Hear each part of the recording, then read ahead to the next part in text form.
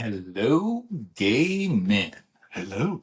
Welcome to Coming Inside Out. I am Brian. And I am John. Welcome, everyone. Welcome, Brian. Welcome. Good to see you, John. Always good to see you. Oh my God.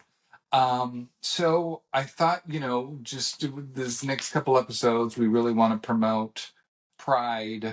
Anybody going to Palm Springs in November for Pride? Anybody participating in the march?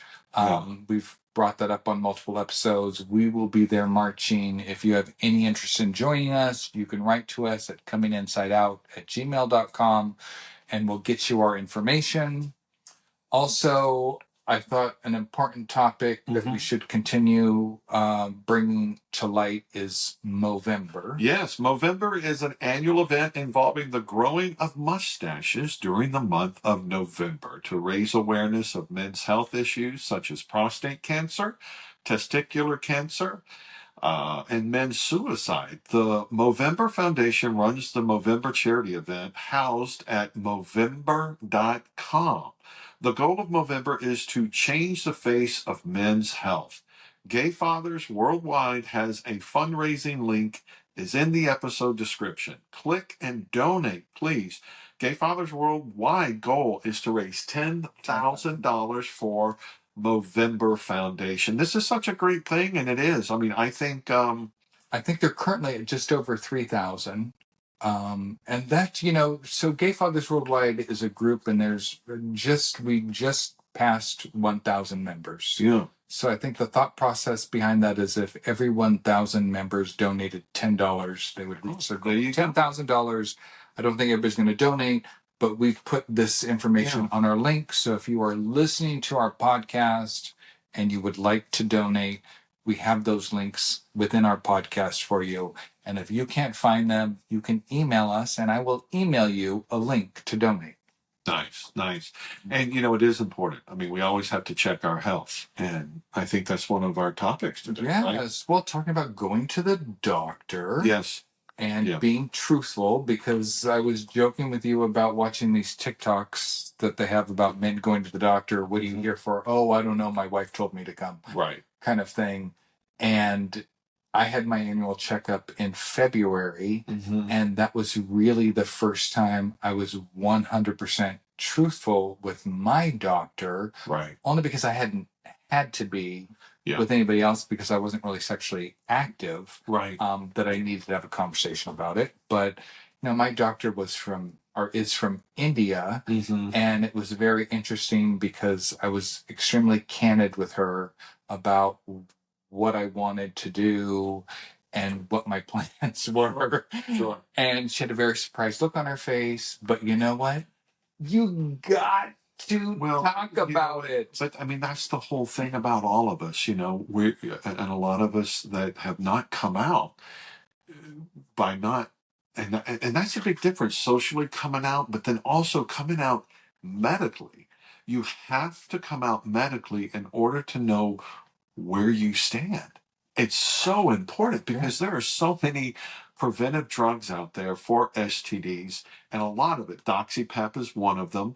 And if you have been exposed to somebody without, a condom, you take these two pills, and it prevents like a 99.9 or 90% gonorrhea, chlamydia, and syphilis. Syphilis is huge, and so that is one called doxypep, and that's a very, very good, and it's somewhat new.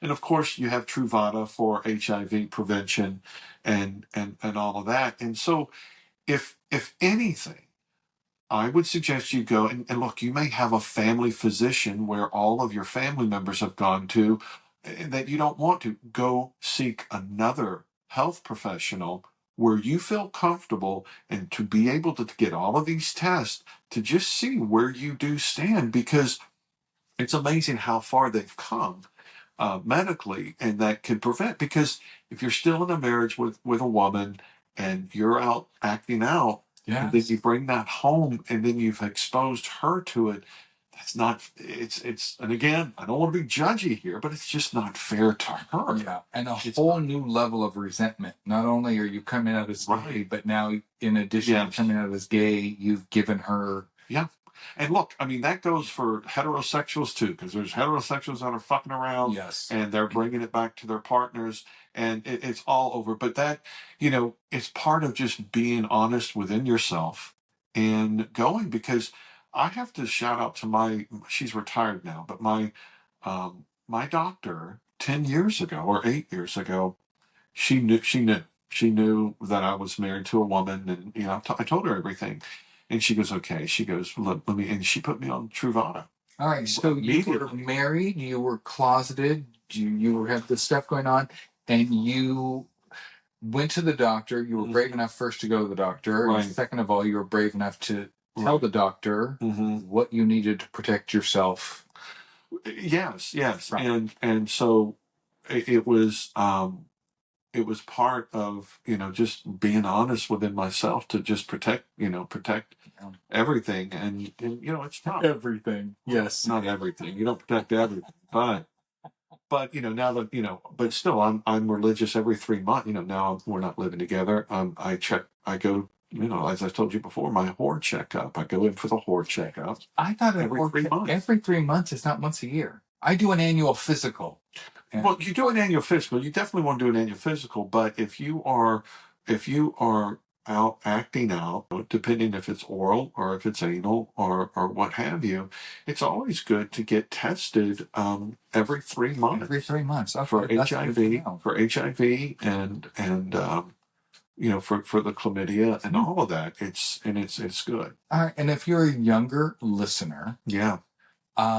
There's LGBTQ centers that you can go to, but that are free. They're free. So you don't have to go to your doctor. You don't have to ask. Yes, you don't. Somebody, where's my medical card? Exactly. Mom, can you schedule me a doctor's appointment? Whatever. Right. These are things you can do on your own. You have to be 18 Absolutely. years old, don't you? I would assume maybe 16. You know what? I don't know about that. But to reference what I said earlier, if you're at a family doctor and you don't want to go to the family doctor, go to one of these clinics. There's a lot of these clinics that are free, they're funded, and they'll give you that test. They'll give you all those tests. And they'll give you education. And they'll give you education on it. Because I printed out some of the STIs. I've not had an STI, but you can go online the same as I did. If you have itching, burning, scratching, rashiness, or whatever like that, there's a whole bunch of discharge. There's a whole bunch of different. There's genital herpes, which herpes, it's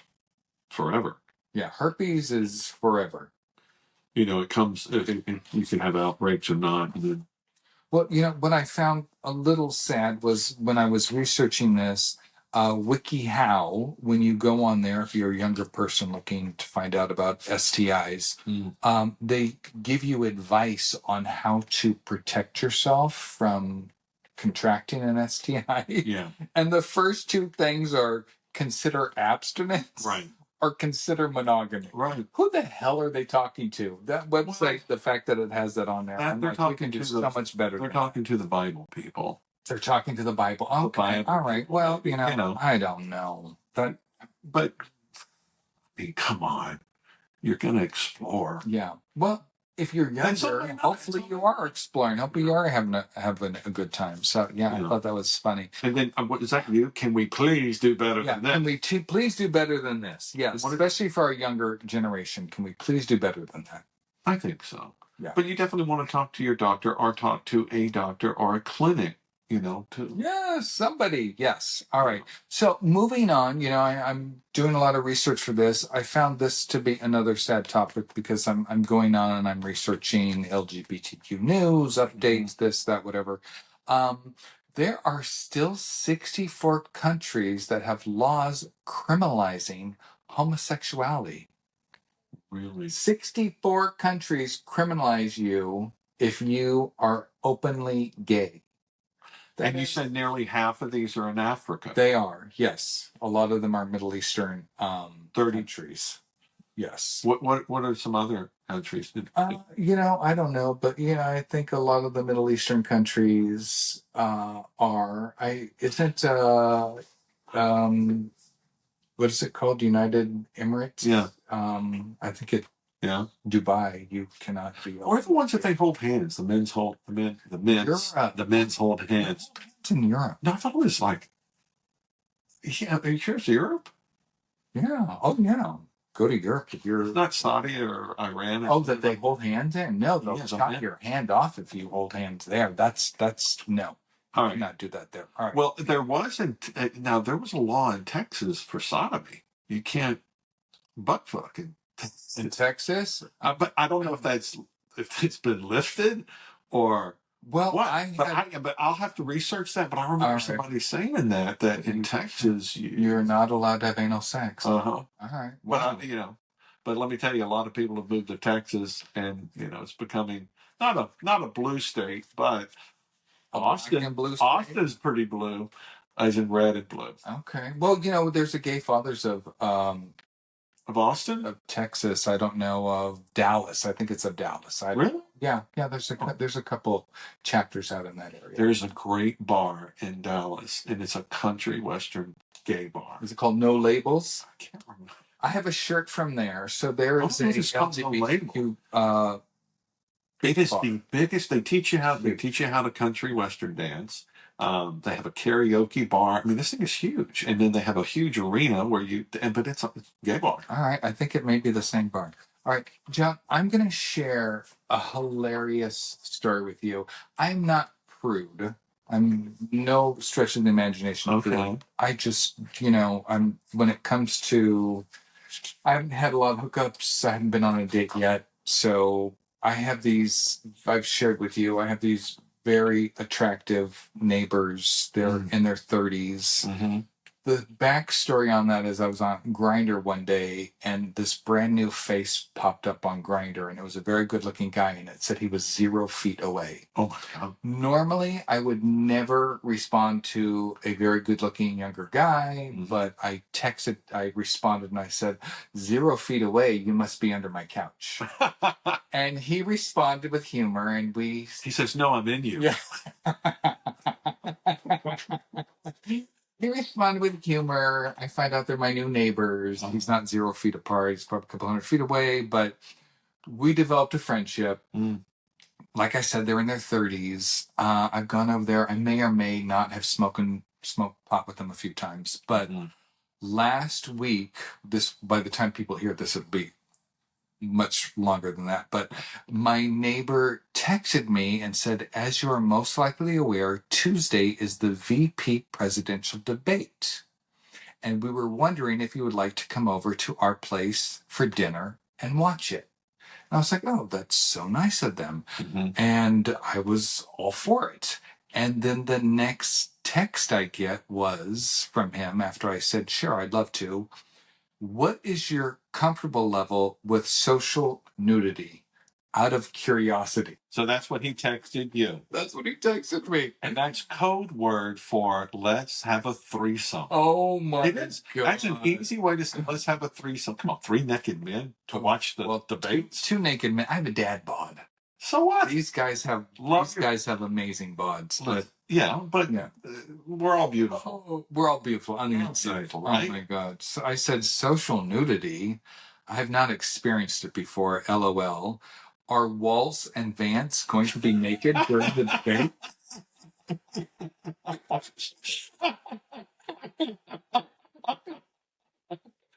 Oh, exactly. They laughed about that. They also thought that was very funny too. And then he responded, oh, wow, really? Wow. We had a small circle of nudist friends where they last lived, and they would go to each other's houses for dinners or snacks, play video games, board games, TV shows, movies, drinks, smoke, laugh, and they did all of that while they were naked. So that was way beyond my speed or your comfort zone, yeah. So I declined to go. Okay. To the debate. And then you could have called me. I should have told you. I can't make it, but I have a friend. And then I would go over and like, oh, Brian's sick. He can't make it. Well, next time I'm gonna extend the invitation to you because they are very good looking. So I declined going, and then he later said, oh, actually one of their female coworkers that one of them worked with was had invited herself over to watch the debate also. And I was like, okay, well, then I'll come over because obviously it's not going to be a new party. So I go over there. He opens the door. He says that his husband's upstairs. He was running late. He had just gotten home from work. I walk into the house. He asked me if I want a drink. And I'm like, oh my God, I really dodged a bullet. Mm-hmm. And he said, oh, what are you talking about? And I said, oh, well, his coworker's coming. So I dodged the bullet, with our whole text. And he's like, oh, actually, she canceled. She's not coming. See, they that she was never coming. They just told you that shit so they would get you over there. Brian, they're totally into you. Oh, as soon as you said that, I was like, my armpits were just dripping wet. I was so nervous. I'm like, oh my God, you didn't get a tingle? You didn't get a tingle in your tallywhacker? I didn't use my mint soap. I got that I talked about before. No. So I would have this fear that his husband was going to come downstairs naked and I was going to whatever. But and he didn't. Vault in. He didn't. Yeah. Pole vault in. Exactly. He did, and he came down. We had a great time. Yeah, had a lot of fun. We watched the debate, but we had a good time. So, well, and I mean, the gay community. It seems like there's a lot of openness with sexuality, sexuality, and there's a lot of men that are married and that are couples that they have an open policy to play either separately or play together, and I mean, I see that, and I know of a few couples that do that, and I think it's inspiring because I don't know, are we a creature of being monogamous with just one person? I'm a monogamous person. I think I was monogamous with my wife for 30 years. Right. Just if you're a listener out there, I'm just looking for a man, mid-50s. Active. He's been looking for men for 30 episodes. Yes, for 30 yes. Yeah. I'm gonna write my phone number on the back of this wall. You're a catch. It's gonna happen. It'll happen. It's definitely happen. Yes, but not at a nude VP debate. Well, that's a married couple. No, you could be. Is it polyamorous and a throuple? You can be a throuple. Yeah. They may want a throuple. Maybe they do. I don't know. Would you be open to that? No. No, Me either. Yeah, you either. Yeah, one of them is 20 years younger than me. That makes him what, 30? 35. Perfect. Yeah. All right, John, I'm going to have a little fun with you right now. I printed this stuff off. I've been having fun. I don't know about you. So don't look at this. Okay. But we were on the phone last week, and you had mentioned this as something you thought would be fun to do. So I did a little research, and here we go. What? I have no idea. You asked me about trivia. About what? Trivia. Trivia. Okay. Yes. You were telling me, there's some of the podcasts where they do kind of trivia stuff. So I went online. I found some trivia questions that I'm. Oh, I thought trivia was a whore. No. I'm talking about the trivia. You meant Trivia, the drag queen from the Abbey. You wanted to do some trivia. Oh my God! I thought you wanted to go. Here we go. This is all LGBTQ. Okay. Some of this you may know. Some of this you may not know. Listeners maybe know more than both of us because I didn't know most of this. Just remember, I was in special ed in elementary. Yes, I totally was. Which country was the first to lawfully establish same-sex marriage? Which country? Yes. I would say, progressive. What's up? Canada. The Netherlands. The Netherlands. Okay. Yes. All right. Which was the first U.S. state to allow same-sex marriage? One would think California, but it wasn't. No. It was East Coast. I was going to say East Coast. Massachusetts. It is Massachusetts. Oh, really? Yes. Good. No. Wow. Yeah. Okay. Massachusetts. All right. One. In what U.S. city was the country's first legal same-sex marriage? Well, Where was the What city? first? What city? Well, What I mean, city I have to held guess the Boston, because if Massachusetts was the first one to legalize marriage, then if people were getting married, I would assume it would be one of the cities in Massachusetts. Oh, could it be? Where's everybody go? Fire Island? It's West Coast. Oh, it's West Coast. Oregon. San Francisco. Okay. Oh, that should have known. This is a sad one. You said city, not City. state. I said Sorry, city. I said state. Oh, I didn't even. I wasn't. Okay. Sorry. This is a sad one.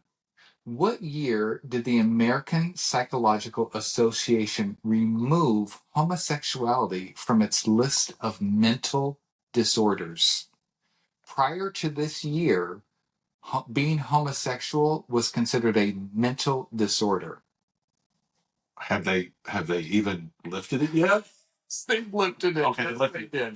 I'm gonna say in the 90s. Well, actually, it was 1973. Oh. But the saddest part of this is you're very close. Meanwhile, the World Health Organization just removed homosexuality as a mental health disorder in 1992. Wait, what organization did The it? World Health Organization. World Health, but in the United States? Yeah, we have what's called the DSM, Mhm. which is, I don't know what it stands for, but it's basically the American Psychological Association. And that was in 73? 73. Okay. But the World Health Organization still thought you had a mental disorder up until 1992. If you were See, and the reason why I said that in the 90s, because when Clinton was president, they had the initiative of Don't Ask, Don't Tell for the military, for gays in the military. It's just, there was some acceptance, going in the right direction. It wasn't quite there yet. I'd like to know what it is today. You've got a son that's in the military, but do they allow gay and lesbians? Oh, they have to. Yes, they do. I mean, well, that's a good question. When did they start? I don't know. Well, that's another trivia question. Well, that was my trivia question back to you. And you asked this a couple episodes, so I have this for you. According to GLAAD, which is the Gay Lesbian Alliance Against Defamation, approximately what percentage of Gen Zs identify themselves as a part of the LGBTQIA plus community? In the Gen Z, what age is that again? Do we know? Is my son a Gen Z? No, my son's a millennial, right? Are our kids millennials? Well, Gen Z? We're Gen X. So are you Gen X? Or Gen 20s and 30s? I don't know. I don't know what Gen Z is. I thought Gen Z came after Gen X, which would be their 30s, right? All right. But we'll go with that. So what's the percentage? What percentage of them identify themselves as a member of the LGBTQ? I would say 26%. All right. Close, 20%. Okay. In what year was gay marriage legalized nationwide in the United States? Nationally? Yes. Legalized? Yes. Has to be the 2000s? Yes. Yeah. 2015. Okay. All right. Oh, wow. This one's for a road trip. Like yesterday. This one's for a road trip. What city holds the biggest pride parade in the world? In the U.S.? In the world. What city? You won't get the city, so what country? You won't. I mean, no, I don't even know if I'm going to pronounce it correctly. So I'm going to say Australia. Okay, it's Sao Paulo, Brazil. Oh, Brazil. There you go. Yeah, so we need to go to Brazil because they have the largest pride party. Okay. In what year was the first pride parade held in the United States? I'm such a bad gay. Me too. I didn't know the answer to 90% of these. Repeat that? Okay, in what year was the first pride parade held in the United States? What year? Yes. Okay, I'm going to say it had to be in San Francisco, and I'm going to say that's my guess. And like Milk, remember Milk? Yes. That was going Harvey Milk. I'm going to say in the 70s. Yeah, 1970. Yeah, 1970. Yeah. Okay, what state held the first pride parade? California. New York. Well, wait a minute. Oh, in the 70s? Mm-hmm. So 1970. 1870. It was New York. New York held the first U.S. pride parade. Wow. Are you? Hey, if any of you went to that in the 70s, write into us. Yeah. Because any of you and literally mature gays, we'll have to give them a address because literally, if they went in the 70s, they're probably not using email. Oh man, you just disrespected so many older gay people. I wasn't even using crayons and just fax us. Just give us a fax. Some fax. Exactly. All right. Do you watch football? I do, but I'm not like, I played football for many, many years, but I just don't follow it like so many people that look at me says I should, or they just assume that I do. I follow it here and there, of course. College football more so, but okay. I picked this one because I thought you liked football. Mm-hmm. All right. Here's a little bit of statistic, and then I'm going to ask you the question. Mm-hmm. There have been 16 out gay and bi football players in the NFL in its 105-year history. Only 16. Only 16. Mm-hmm. And only one of them came out as gay while on an active roster. Right. Who was that player, and in what year did they come out? I want to say it was the guy who had his boyfriend that came to the draft, I think. And he was already out. I think he was out before the draft. So I don't know if that is part of the question. It may not be. I don't know his name. His name was Carl Nassib. Nassib. Way to go, Carl. Yes. Congrats. I mean, really, Carl, seriously, we'd love to have you on our podcast because, my God, being part of that macho and being so, powerful and strong to come through that's amazing. That's only in 105-year history, only 16 NFL players have come out. Right. See, Aaron Hernandez did, he killed himself. Well, there's speculation about his sexuality. There's no confirmation. There's no confirmation. Right? Well, in my mind. All right. I was fantasizing. You fantasized? He was such a handsome guy. He was. And so this happened in 2021, by the way. I think it was that guy. I think it was him. He's a good-looking guy. And yeah, I do remember something about that also.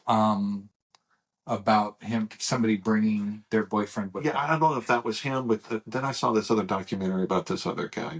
Oh, you're thinking of Colton Underwood. Yeah. Yes. Oh, that was a great documentary, by the way. Because I liked it. He got a lot of heat for that, or people didn't, whatever, for whatever reason, it didn't get good reviews, but I watched it. I liked that too. It's Colton. And he's a little hottie too. He's a hottie. Yeah.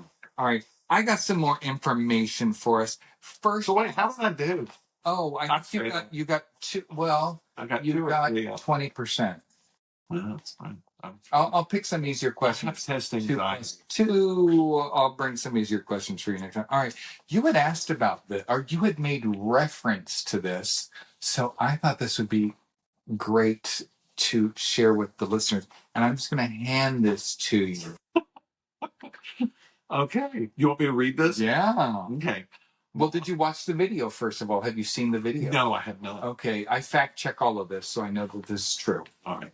Melania Trump confirms support for abortion rights in new video, putting her at odds with husband's position. CNN. Former First Lady Melania Trump said in a new video posted Thursday that she believes there is no room for compromise when it comes to a woman's individual freedom. After Guardian reported excerpts from her forthcoming book in which she says she supports abortion rights, free from any intervention of murder. Terrible. She's beautiful. She's every time I hear her, I'm expecting her accent to not be as thick as her accent is, but I watched the video and I just thought, wow. You had just mentioned her a couple episodes ago. Mm-hmm. So I thought, well, when this popped up, I would bring that up. Well, I'm a comedian, so I'm always going to make fun of people. They can make fun of me. Individual freedom is a fundamental principle that I safeguard. This is 100% true. Without a doubt, there is no room for compromise when it comes to this essential right that all women possess from birth. Her defense of abortion rights puts her at odds with her husband's position roughly a month from Election Day. I think a lot of fucking things put her at odds with her husband. Me too. So, Melania, congrats. And look, if you don't take offense that I made fun and fun. I think it's great. I think it's courageous for her to stand up to do that. Absolutely. Good for her. And I want this podcast to be a little educational at the exact same time as it is humorous. And so, we're going to talk about a couple of things. But I thought this story was outrageous. I don't know if you know who Ryan Walters is. He's the Oklahoma superintendent. Okay. And this is a true story. I told this to my son, my older son. He's like, "Oh, that's not true. That's not true." I fact checked the shit out of it. It's entirely true. On October 4th, Oklahoma superintendent wants $3.3 million to put 55,000 Trump Bibles into the classrooms. What? Is that the Have you seen that commercial with him promoting that Bible? Yes. Trump is hilarious. But wow. Yeah. So I probably got too much information on that, but basically, first of all, Ryan Walters, I bet you he probably owns the Bible company book that he's going to make money off of if they buy it. I'm sure he has something to do with that. Are going to get a kickback from wherever they purchase the Bibles from? Well, that's just my theory. Oklahoma's not going to pay $3.3 million for Trump Bibles, and the president of GLAAD had some choice words for him. But in researching this article, I also found out that if you look at Trump's Bible, are we getting political now? A little bit. Uh-huh. Amendment abolishing slavery is missing from Trump's Bible. Trump's endorsed God Bless the USA Bible omits key constitutional provisions. He's charging $59.99 for this Bible, which is the King James Version, which includes lyrics, God Bless America, the Declaration of Independence, the Constitution, the Bill of Rights, the Pledge of Allegiance, but omits the constitutional amendments 11 through 27. And this is his Bible. And they want to put this in the schools in Oklahoma. It's interesting. What king was it? Henry VIII, I think, that had 8 wives or something like that, or had killed 6, whatever that was. And he changed the religion of England in order for him to get remarried. Yes. As a dictator, as a king, this kind of travels along the same road of trying to change religion as a dictator or as a leader. Yes, you have one entire state wanting to put 55,000 Bibles into schools, which leaves out the amendment for the Electoral College, which leaves out the amendment abolishing slavery, which leaves out the amendment that includes the insurrection clause. Wow. Which leaves out the amendments for women's right to vote. What? Yes. Which leaves out the amendment that limits presidents to only serving 2 terms. People, I read some of this stuff, and, I have an LGBTQ son, and I want to educate him at the same time I want to educate myself. And I don't want to go down a rabbit hole with a lot of the stuff, but I just find some of these things that I'm reading so alarming. It's crazy. It's crazy. It's crazy town. Oh, I have one more thing. I'm going to leave us on just a hilarious note. Right. Well, can I make a? You can get a little political here. Right. You've talked about the debate. Did you listen to the debate? I watched the vice president with my clothes on. Yes, I did. What was your take on that? Oof. So we know how I stand politically. I was actually surprised at how well I thought Vance presented himself. I thought he was going to go off and, make crazy town. Go to crazy a bunch of shit and whatever like that. No. He presented himself very well. So if you were a Trumpster watching that debate and you weren't fact checking because, of course, he lied a lot, but how he presented himself, even though he lied a lot, I think he did a good job. He did a better job than Trump did. Let me tell you something. I looked at it as like, why aren't these two on the ticket to run for president? Because those two takes you back to yesteryear when the debates were cordial. Yes. Before Trump ever came into the game. That was what a debate is all about. Very if you're polite. a young kid, that is a perfect example of a debate because they did agree on things. They were able to agree on things and they were able to debate each other, for that to try to win over the audience. I thought it was an amazing debate on both sides. They were polite. They were kind to one another. They were. There was a mean streak between them. Because unfortunately, Harris had to deal with Trump and his craziness and everything. But it was so refreshing to see these two vice presidents or vice president or the nominees debate. It was pretty good. It was pretty good. I agree. All right. I am going to leave our listeners with this, John. I found this online. I had no idea this even existed. What do the initials CBT stand for? Cat, boy, Tom. I don't know. CBT. What do those initials stand for? CBT. Is it medically? Is it medical? What context are we talking about? Sexual. Cock and ball torture. Okay.